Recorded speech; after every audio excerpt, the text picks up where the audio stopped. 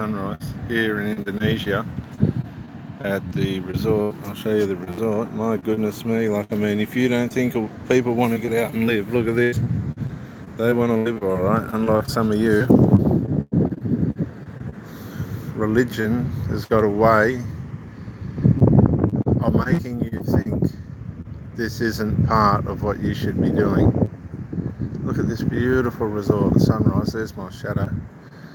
Australia, the sun goes down over the ocean. There's a fisherman right out there. See him paddling his thing. Now, navigating your religion. This morning there was Asian people putting their incense out. That's the European guy going for a little swim there. And getting things ready today for their gods. And that makes them feel good. Okay, that will make them feel good. But it doesn't change anything. In the real sense of the word, it doesn't change anything. There's Ramadan here at the moment, and they're fasting and then they're gluttoning themselves overnight. Why? I don't know, because it doesn't change anything, does it? And when you're navigating your religion, sorry, I've just woken up. I wanted to get this sunrise for you. I'll put it back on there. It looks better. As I said yesterday, you'll get saved, or you'll come into the organisation that you're in, or you'll find some solace in finding God, and you'll be welcomed. I'll just show you this guy down the end here praying to his God. Oh look, oh no, he fell. He had his arms stretched out praying to God. Yesterday when we went into one of the restaurants, the guy thanked his God that he got customers. Well, that's good homage, and I'm sure it makes him feel better.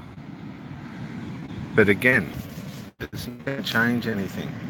When Jesus died on the cross, and I know it happened in Israel, it was a worldwide event. Just like when Adam ate from the tree, it had a worldwide effect. Now, this is what we need to understand. Most of the Bible's related to Israel. Oh, hang on, I'll show you this girl down here raising her arms to her God. Look, see that? She's praying to her God live here in Indonesia. She's praying to her God. I think they're Japanese or Chinese or something. But there you go, live. She's praying to her God. Now, she's going to feel good about that, I'm sure. But what effect does it have?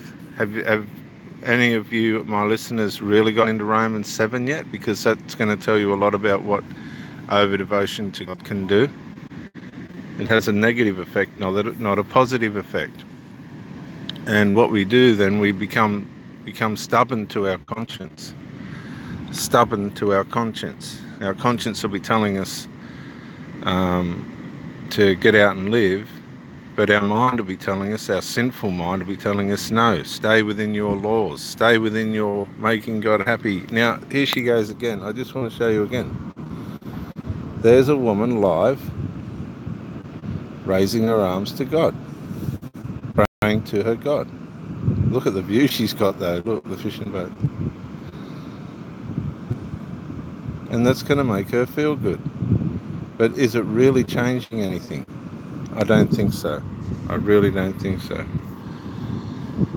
So what I wanted to say this morning is Jesus talked to the people on the fishing boats, didn't he? Let's get the fishing boats in the scene. He got them to push him out on a fishing boat, didn't he? And he talked from the water. Well, when he talked from the water, I'm going to walk down here. We need to not lose our balance, because it ain't going to help anything. We can't lose our identity. In meeting the Lord or whatever your God is, you may find your identity, but you can't over-devote. If you over-devote yourself, you're going into a form of idolatry rather than freedom. So, how do I come to this conclusion? Well, let me tell you again. I told you last night. When Adam sinned, you had nothing to do with it when Adam sinned, yet you were born into... Did you? In 2 Corinthians 5:21, he took our sin and gave us his righteousness. Now look how wonderful. Did you? In 2 Corinthians 5:21, he took our sin.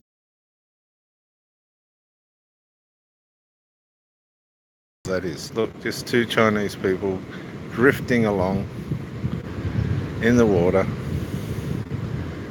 making a start to the day. That's what we need to do. Get back to the simplicity. Get back to the love. One of the ministers I know, the unicycle guy, he was always like that. He never lost sight of his family, but he was very devoted. I don't know how you do that, because I'm one of these people that throws everything at everything and end up too deep, and the majority of people like that. But he removed himself from the shore into a fishing boat, and he gave his message, and then he got on with what he had to do. Just be very careful. Just be very, very careful, mindful. There's a fisherman down there. Of your religion, but don't let it separate you from your family. Don't let it separate you from your responsibilities. Why do I say this? These are all the things that happened to me. This is what I did myself. Don't let it separate you from your identity and the life that you have to live. Remember, the sand in the hourglass is running out. I'll get the sun behind me now. It's running out. Slowly but surely. Get out and live. Look. Be it in your backyard even. It doesn't matter. Some of these people just on the other side of this resort, they live in sheds. I can't believe that on the one hand people are rich and on the other hand they're poor, but they seem to be happy. They cook a nice fried rice. Anyway, this is Pro Theologist Live from Indonesia. Got some kiteboarding to do today.